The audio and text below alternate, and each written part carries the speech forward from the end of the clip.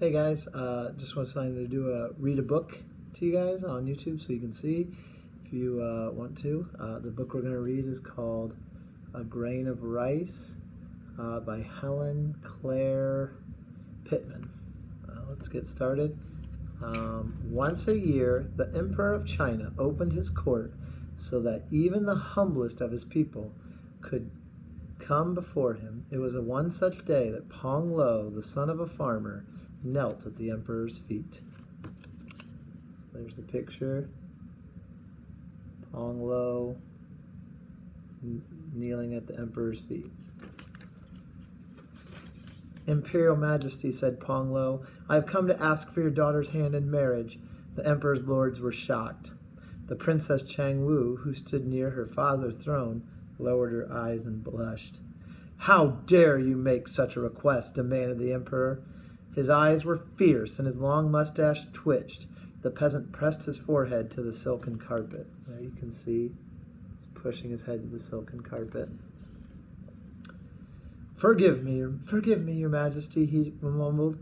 Speak up, commanded the emperor. Pong Lo lifted his head. But I'm more than qualified to be her husband, he declared.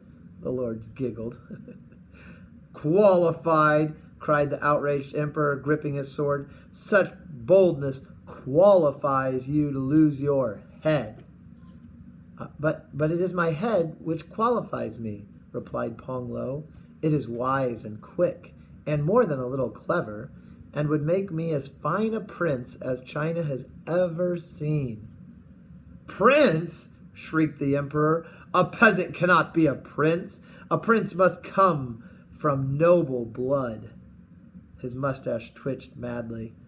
My blood may not be noble, your majesty, replied Pong Lo, but it too is clever. What do you mean? The emperor demanded. Though it has to find its way through 70,000 miles of veins, answered the peasant quietly, it never fails to reach my heart. Now the lords smiled behind their fans as Pong Lo skillfully answered. Princess Chang Wu's black eyes sparkled. Enough of this, growled the emperor, raising his sword.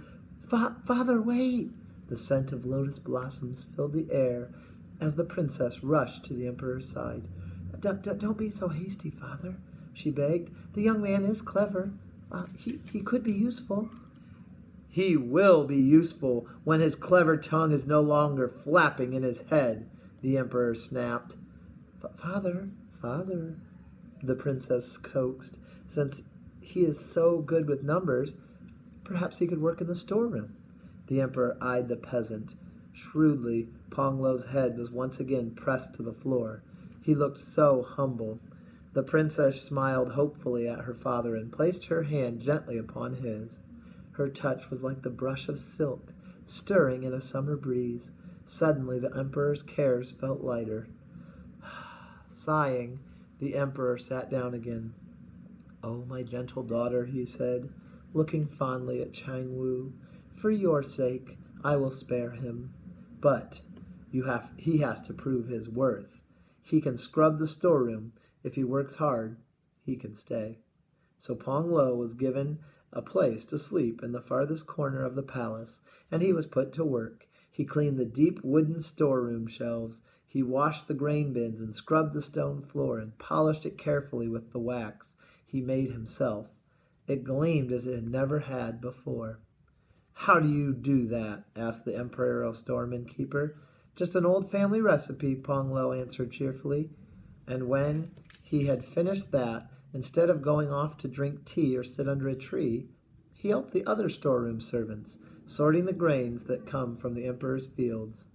The expression on his face was always pleasant, and his step was light. And as he worked, he hummed a merry tune, which was so delightful that the other servants couldn't help but sing with him.